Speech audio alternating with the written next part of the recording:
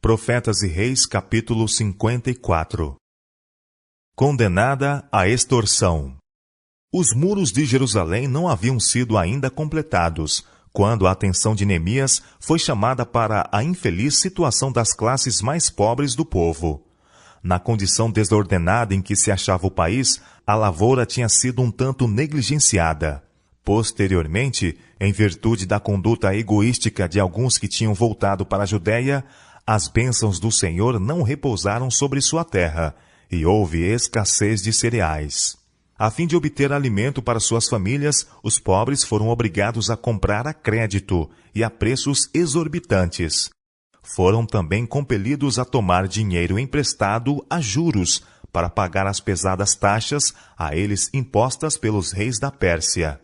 Para acréscimo à angústia dos pobres, os mais ricos entre os judeus tinham tomado vantagem de suas necessidades, enriquecendo-se dessa maneira.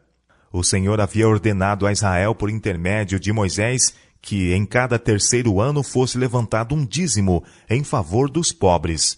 E além disso, tomou-se providência para a suspensão dos trabalhos agrícolas cada 7º ano, ficando a terra em repouso. E os frutos que espontaneamente produzisse eram deixados para os necessitados. A fidelidade em devotar essas ofertas para o alívio dos pobres e para outros usos de benevolência tenderia a conservar viva diante do povo a verdade de que Deus é o dono de tudo e a oportunidade de eles serem canais de bênçãos. Era propósito de Jeová que os israelitas tivessem uma educação que lhes erradicasse o egoísmo, desenvolvendo-lhes a liberalidade e nobreza de caráter. Deus havia também instruído a Moisés: se emprestares dinheiro ao meu povo, ao pobre que está comigo, não te haverás com ele como um usuário, não lhe imporeis usura. Êxodo capítulo 22, verso 25. A teu irmão não emprestarás a usura, nem a usura de dinheiro, a usura de comida, nem a usura de qualquer coisa que se empreste à usura. Deuteronômio capítulo 23, verso 19. Em outra ocasião, ele havia dito: quando entre ti houver algum pobre de teus irmãos, em algumas das tuas portas, na tua terra que o Senhor teu Deus te dá, não endurecerás o teu coração, nem fecharás a tua mão a teu irmão que for pobre. Antes lhe abrirás de todo a tua mão, e livremente lhe emprestarás o que lhe falta, quanto baste para a sua necessidade. Pois nunca cessará o pobre do meio da terra, pelo que te ordeno, dizendo: livremente abrirás a tua mão para o teu irmão, para o teu necessitado e para o teu pobre na tua terra. Deuteronômio capítulo 15, versos 7, 8 e 11. Nos tempos após o retorno dos exilados de Babilônia, os judeus ricos tinham ido diretamente contra esses mandamentos. Quando os pobres foram obrigados a tomar emprestado a fim de pagar tributo ao rei, os ricos lhes haviam emprestado dinheiro, mas mediante altos juros. Lançando hipoteca sobre as terras dos pobres, haviam gradualmente reduzido os infortunados devedores à mais profunda pobreza. Muitos tinham sido forçados a vender seus filhos e filhas como escravos, e parecia não haver esperança de que sua condição melhorasse, nem possibilidade de redimirem a seus filhos ou suas terras, nem qualquer outra perspectiva diante deles que não sofrimento sempre crescente, com perpétua carência e cativeiro. No entanto, eles eram da mesma nação, filhos do mesmo concerto, como seus irmãos mais favorecidos. Afinal, o povo apresentou sua condição a Neemias. Eis que sujeitamos nossos filhos e nossas filhas para serem servos, e até algumas de nossas filhas são tão sujeitas que já não estão no poder de nossa mão, e outros têm as nossas terras e as nossas vinhas. Ouvindo Neemias desta cruel opressão, sua alma se encheu de indignação. Ouvindo eu, pois, o seu clamor e estas palavras, ele diz: muito me enfadei. Ele viu que se quisesse ter êxito em derribar o opressivo costume de exação, precisava tomar posição decidida ao lado da justiça. Com característica energia e determinação, entregou-se à tarefa de levar alívio a seus irmãos. O fato de que os opressores eram homens ricos, cujo apoio era grandemente necessário na obra de restauração da cidade, nem por um momento influiu em Neemias. Rijamente ele empreendeu aos nobres e magistrados, e, havendo reunido uma grande assembleia do povo, apresentou diante deles o que Deus pedia no tocante ao caso. Chamou-lhes a atenção para fatos que ocorreram no reinado do rei Acás. Repetiu a mensagem que Deus, nesse tempo, enviou para repreender a Israel por sua crueldade e opressão. Os filhos de Judá, em virtude de sua idolatria, tinham sido entregues às mãos de seus irmãos ainda mais idólatras, o povo de Israel. Estes tinham suscitado a inimizade daqueles por haverem morto em batalha muitos milhares de homens de Judá, e tinham se apoderado de todas as mulheres e crianças, com propósito de conservá-las em cativeiro, ou vendê-las como escravas aos pagãos. Por causa dos pecados de Judá, o Senhor não se havia interposto para impedir a batalha, mas pelo profeta Obed, ele repreendeu o cruel desígnio do exército vitorioso. Cuidais em sujeitar a vós os filhos de Judá e Jerusalém, como cativos e cativas.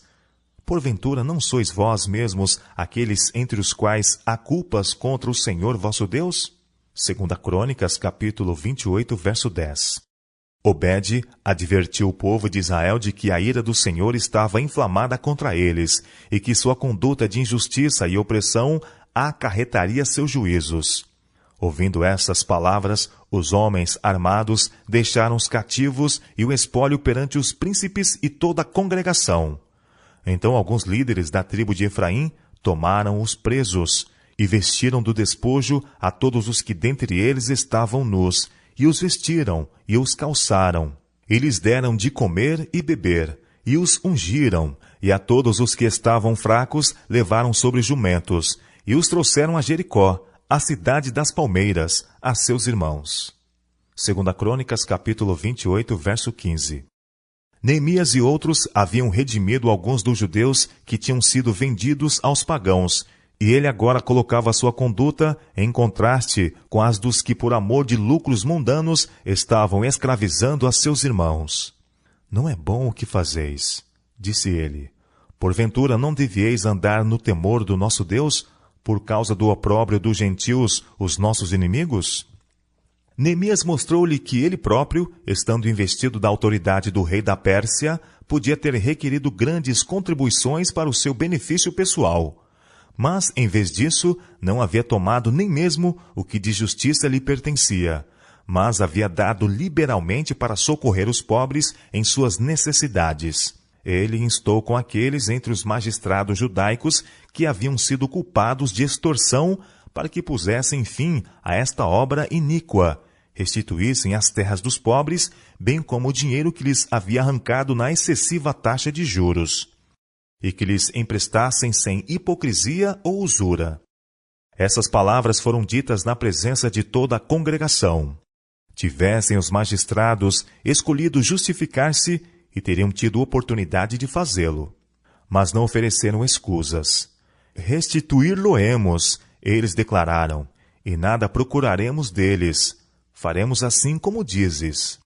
Nesta oportunidade, Neemias chamou os sacerdotes e os fez jurar de que fariam conforme a esta palavra. E toda a congregação disse, Amém. E louvaram ao Senhor, e o povo fez conforme a esta palavra. Este relato ensina-nos uma importante lição. O amor do dinheiro é a raiz de todo o mal. 1 Timóteo capítulo 6, verso 10. Nesta geração, o desejo de ganho é paixão absorvente. A riqueza é muitas vezes obtida pela fraude. Há multidões lutando com a pobreza, sendo compelidos a trabalhar arduamente por pequeno salário, incapazes de assegurarem ganho para as menores necessidades da vida. Fadiga e privação, sem qualquer esperança de coisas melhores, tornam pesado o seu fardo. Atormentados e oprimidos, não sabem para onde se virar em busca de alívio. E tudo isto para que os ricos possam satisfazer as suas extravagâncias ou condescender com seu desejo de enriquecimento. O amor do dinheiro e o amor da ostentação têm transformado este mundo num covil de ladrões e salteadores. As Escrituras pintam a ganância e opressão que prevalecerão precisamente antes da segunda vinda de Cristo. Eia, pois, agora vós, ricos, escreve São Tiago, entesourastes para os últimos dias. Eis que o jornal dos trabalhadores que ceifaram as vossas terras, e que por vós foi diminuído, clama, e os clamores dos que ceifaram entraram nos ouvidos do Senhor dos Exércitos. Deliciosamente vivestes sobre a terra, e vos deleitastes. Cevastes o vosso coração como num dia de matança. Condenastes e matastes o justo. Ele não vos resistiu. São Tiago, capítulo 5, versos 1 a 6. Mesmo entre os que professam estar andando no temor do Senhor, há alguns que estão agindo outra vez segundo o curso perseguido pelos nobres de Israel. Estando em seu poder proceder assim, eles pedem mais do que é justo, tornando-se opressores. E porque a avareza se vê na vida dos que levam o nome de Cristo, porque a Igreja conserva em seus livros os nomes dos que ganharam suas posses pela injustiça, a religião de Cristo é tida em desonra. Extravagância, excessos e extorsões estão corrompendo a fé de muitos e destruindo sua espiritualidade. A Igreja é em grande medida responsável pelos pecados de seus membros. Ela encoraja o mal, se deixa de levantar a voz contra isto. Os costumes do mundo não são norma para o cristão. Ele não deve imitar suas práticas sutis, suas burlas, suas extorsões. Todo ato injusto para com o próximo é uma violação da regra áurea. Cada erro praticado em relação aos filhos de Deus é feito ao próprio Cristo, na pessoa de seus santos. Toda tentativa de tirar vantagem da ignorância, fraqueza ou infortúnio de outrem é registrada como fraude no livro Razão do Céu. Aquele que sinceramente teme a Deus preferiria antes labutar dia e noite e comer o pão da pobreza a condescender com a paixão do ganho que oprima a viúva e o órfão, ou prive o estrangeiro do seu direito. O mais leve afastamento da retidão derriba as barreiras e prepara o coração para a injustiça maior. É precisamente quando o homem chega ao ponto de tirar vantagem para si da desvantagem de outros que sua alma se torna insensível à influência do Espírito de Deus. O ganho obtido a tal preço é uma terrível perda. Nós éramos todos devedores à justiça divina, mas nada possuíamos para pagar o débito. Então o Filho de Deus, que de nós teve piedade, pagou o preço de nossa redenção. Ele se fez pobre para que por sua pobreza fôssemos enriquecidos. Mediante obras de liberalidade para com seus pobres, podemos provar a sinceridade de nossa gratidão pela mercê a nós estendida. Façamos bem a todos, o apóstolo recomenda, mas principalmente aos domésticos da fé. Gálatas capítulo 6, verso 10. E suas palavras estão em harmonia com as do Salvador. Sempre tende os pobres convosco.